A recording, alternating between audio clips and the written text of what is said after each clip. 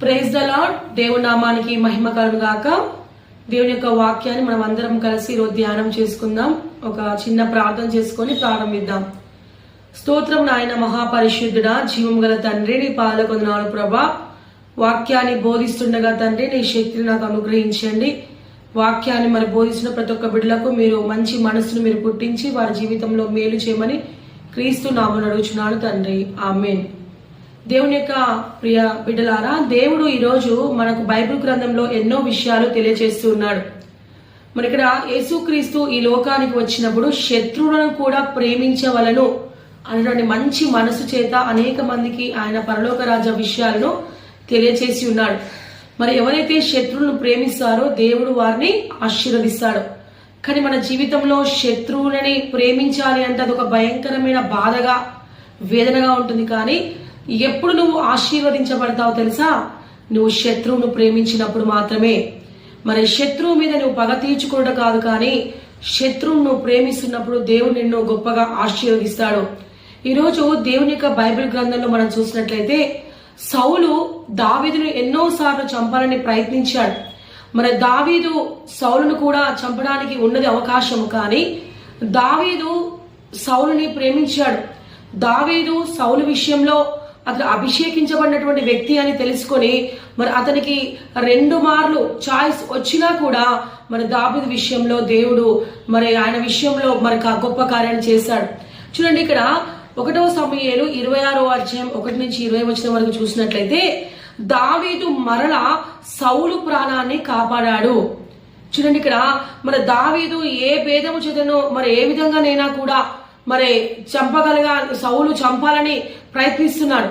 దావీదు సౌలు నుంచి తప్పించుకొని పోతున్నాడు. ఎందుకంటే మరి సౌలు దావీదుని శత్రువుగా చూశాడు, కానీ దావీదు సౌలుని ప్రేమించాడు. ఈ రోజు చూడండి ఎంత మంచి మనసు దావీదుకు. దావీదు దేవుని పట్ల ఎంతో మంచి మరి దావీదు సౌలు పట్ల ఎంతో మంచి అభిప్రాయాన్ని కలిగి ఉన్నాడు. కనుక అక్కడ చూసినట్లయితే అక్కడ సౌలు అభిషేక్తులైన భావము దావీదుకు తెలుసు. మరి ఇక్కడ చూసినట్లయితే మరి సౌలు దావీదు ఆ యొక్క హకీలా అనేటువంటి మన్యములో దాగి ఉన్నాడని దావీదు సంహరించుటకు సౌలు 3000 మంది యోధులను తీసుకొని వెతుకుటకు ప్రారంభించాడు. అక్కడ మరి దావీదు ఎక్కడ ఆయన దాగి ఉన్నాడు తెలుసా? హకీలా అనేటువంటి మన్యంలోనికి. దావీదు ఎందుకు దాక్కోవలసి వచ్చింది? ఎందుకంటే మరి దావీదు గొల్యాతు చంపిన వ్యక్తి, ఎవరినైనా కూడా అతనికి దేవుడు శక్తినిచ్చాడు చంపడానికి. కానీ దావీదు సౌలుని ప్రేమించాడు. కానీ సౌలు దేవుని యొక్క బిడ్డగా ఉండి అతనిలో ఒక చీకటి స్వభావము, అసూయ అనేటువంటి స్వభావం ఎప్పుడైతే వచ్చిందో మరి ఎక్కడ దావీదు ఉన్నాడా, ఎప్పుడు చంపుదామని ఎదురు చూస్తున్నాడు సౌలు. 3000 మంది యోధులను మరి తీసుకొని వచ్చుట చూసినప్పుడు సౌలు చాలా సౌలు ఏ విధంగానైనా చంపాలనేటువంటి ప్రయత్నంతో ఉన్నాడు. అయితే అప్పుడు మరి అక్కడ ఉన్నటువంటి దావీదు తెలుసుకున్నాడు, సౌలు నన్ను చంపడానికి వచ్చాననేటువంటి విషయము మరి దావీదుకు తెలిసింది. దావీదు మరియు అభిషేక్ వారిద్దరు కూడా సౌలు ఏ యొక్క మన్యంలో పడుకున్నారో మరి అక్కడికి వెళ్ళినప్పుడు మరి సౌలుతో పాటు అతనితో ఉన్నటువంటి అబ్నేరు మరియు అతని మాట వచ్చిన సైనికులు కూడా గాఢ నిద్రలోకి నిద్రపోయారు. మరి ఆ టైంలో వీళ్ళిద్దరు కూడా దావీదు అభిషేయి మరి సౌలుని చంపడానికి చాలా గొప్ప అవకాశం ఉంది. సౌలు పడుకొని ఉన్నాడు. పడుకున్న తర్వాత అక్కడ ఒక ఈటె మరి నీళ్ల బుడ్డి ఉన్నది. మరి అతడు మరి ఎప్పుడైతే దావీదును చంపాలని సౌలు విషపు చూపును, అసూయ కలిగి ఉన్నాడో దావీదు అయినా కూడా సౌలును ప్రేమించాడు. మరి సౌలు మాత్రము దావీదును క్షమించలేనటువంటి స్థితిలోకి వెళ్ళిపోయాడు. చూడండి, మన జీవితంలో కూడా ఒకవేళ నువ్వు క్షమించలేనటువంటి స్థితిలో ఉన్నావేమో, మరి శత్రువుని క్షమించిన మనసు దేవునికి ఇచ్చును గాక. ఒకవేళ నీవు పగ తీర్చుకుంటాననుకుంటున్నావు, కానీ ఆయన అంటుంటే హెబ్రీయులకు రాసిన పత్రికలో అక్కడ మాట్లాడే పగ తీర్చుకునుట నా పని, పగ తీర్చుకునుట ఆయన పని. కాబట్టి అక్కడ అంటున్నాడు అభిషేక్, ఇదిగో సౌలు మనకి ఇక్కడే ఉన్నాడు, అతన్ని ఈట తీసుకొని అక్కడ భూమి మీదకే పాకితే చనిపోతాడు, నాకు అవకాశం ఇవ్వము అని చెప్పినప్పుడు అప్పుడు దావీదు అంటున్నాడు, దావీదు మరి అక్కడ మాట్లాడుతున్న మాట ఏంటంటే, అయితే దావీదు యజమానితో సౌలు దేవుని చేత అభిషేక్తుడైనటువంటి వాని జోలికి పోవద్దని దావీదు నీతిని పాటించాడు. అక్కడ అభిషేక్ అంటున్నాడు, ఇదిగో ఇతని యొక్క ప్రాణం మన చేతిలో ఉంది, ఈ రోజే మనం ఇప్పుడే ఈ క్షణంలోనే చంపడానికి అవకాశం ఉంది కదా. మరి దావీదు మహారాజా మనం చంపేద్దాం అన్నప్పుడు అక్కడ దావీదు అన్నాడు, ఇదిగో మనము దేవుని యొక్క నీతిని పాటించాలి, అభిషక్తుడైనటువంటి వ్యక్తిని మనం చంపకూడదు. అయినా ఆ విధంగా మరి దావీదు మరి సౌలుని విడిచిపెట్టినగా మనం చూస్తున్నాం. కాబట్టి దేవుడి యొక్క గొప్ప కార్యమును ఇక్కడ సౌలు సంహరించే అవకాశం వచ్చినను కూడా, చంపమని మనుషులు ప్రేరేపించినా కూడా దావీదు దైవ యొక్క నీతిని విడిచిపెట్టలేదు. కాబట్టి సౌలును తొలగించుటకు దావీదును మరి ఇక్కడ సౌలును ఎప్పుడైతే తొలగించాలో, దావీదును ఎప్పుడైతే హెచ్చించాలో దేవునికి తెలుసు. హల్లెలూయా. సౌలు అనుకుంటున్నాడు నా మీద దేవుని యొక్క ఆత్మ పనిచేస్తుంది అనుకుంటున్నాడు, కానీ సౌలు మీద దురాత్మ పనిచేస్తుంది.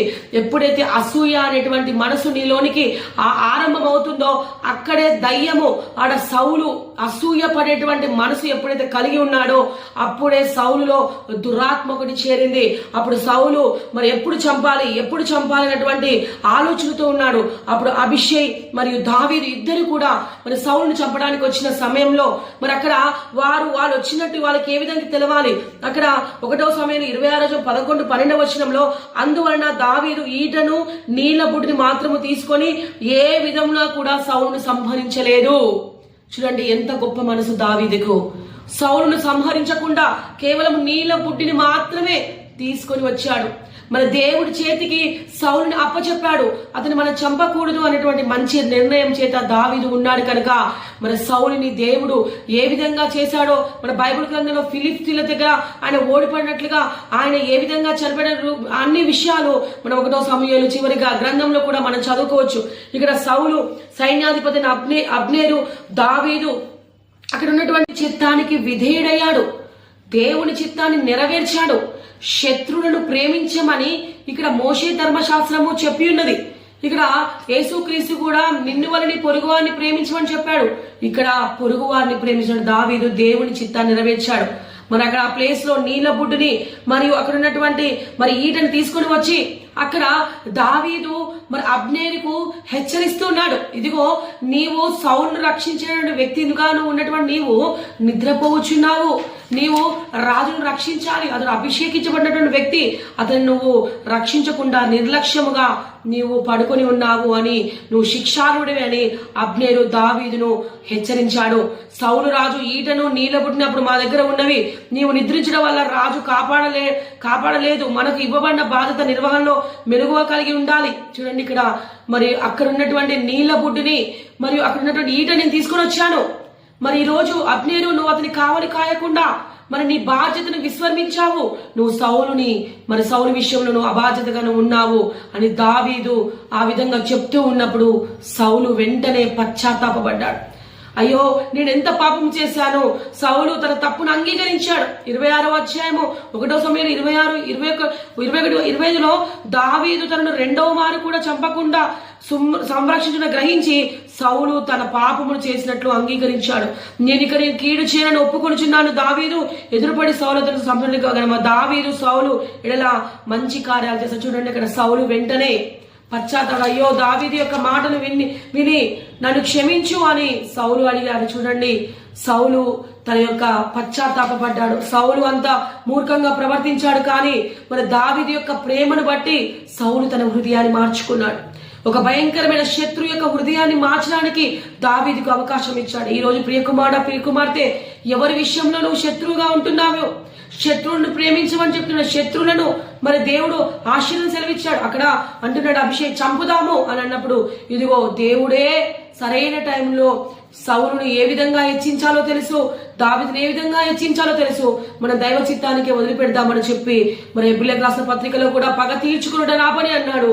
అప్పుడు వెంటనే సౌలు మీద మరి పగ తీర్చుకోకుండా తను మౌనిగా ఉండి దేవుని వైపు చూశాడు. చూడండి ఎప్పుడైతే ఆ విధంగా దేవుని యొక్క సన్నిధిలో ఆయన తగ్గించుకొని ఉన్నాడో, దేవుని మాటకు విధేయత కలిగాడో, అభిషేక్తుని చంపొద్దని నిర్ణయించుకున్నాడో వెంటనే ఆయన పశ్చాత్తాపడ్డాడు. కానీ దేవుడు మరి ఇంకో విషయం మనం చూసినట్లయితే ఎప్పుడైతే దేవుని యొక్క ఆజ్ఞను అతిక్రమించాడో అతనితో దేవుడు మాట్లాడము బంద్ అయిపోయింది. ఎవరైతే దేవుని బిడ్డలుగా ఉంటారో వారికి దర్శనం ద్వారా మరి ప్రవచనాల ద్వారా దేవుడు మాట్లాడతాడు. అక్కడ సమూయేలు మృతి పొందిన తర్వాత సౌలుకి ఎక్కడ కూడా ఆన్సర్ దొరకట్లేదు. మరి సౌలు ఏ విధంగా చనిపోయాడో మనం 1వ సమూయేలు చివరి అధ్యాయంలో మనం చూసినట్లయితే మరి దేవుడు చెప్తున్నాడు, ఈ రోజు ప్రియ కుమార్తె ఈ రోజు మనం శత్రువులను ప్రేమించాలి. పగ తీర్చుకుంటే ఆయన పని. శత్రువులకు మంచి జరగాలని మనం ప్రేమించాలి, కానీ వారి మీద మనము కోపాన్ని చూపకూడదు అని దేవుడు చెప్తున్నాడు. కళ్ళు మూసుకొని ప్రార్థన చేసుకుందాం. స్తోత్రం నాయన, మహాపరిశుద్ధుడా, జీవం గల తండ్రి, నీ పాలకొదనాలు ప్రభా. తండ్రి, మరి సౌలుని ప్రేమించినటువంటి దావీదు మనసును మాకు దయచేయండి ప్రభా. ఎంతమంది శత్రువులు మా మీద మరి ఏలుబడి చేసినా వారిని ప్రేమించే మనసును, వారు మంచిగా ఉండాలనేటువంటి మనసును మా అందరికీ దయచేయండి. వాక్యం విన్న ప్రతి ఒక్క బిడ్డలకు ఎవరైతే శత్రువులుగా ఉన్నారో వారందరినీ మీరు మిత్రులుగా మీరు మార్చమని, వారి జీవితాల్లో కూడా మేలు కలుగ చేయమని, వారి శత్రువుల యొక్క హృదయంలో కూడా పశ్చాత్తాపం మీరు పుట్టించమని నజరైన యేసుక్రీస్తు నామములో అడిగి వేడుకొనుచున్నాను తండ్రి. ఆమేన్.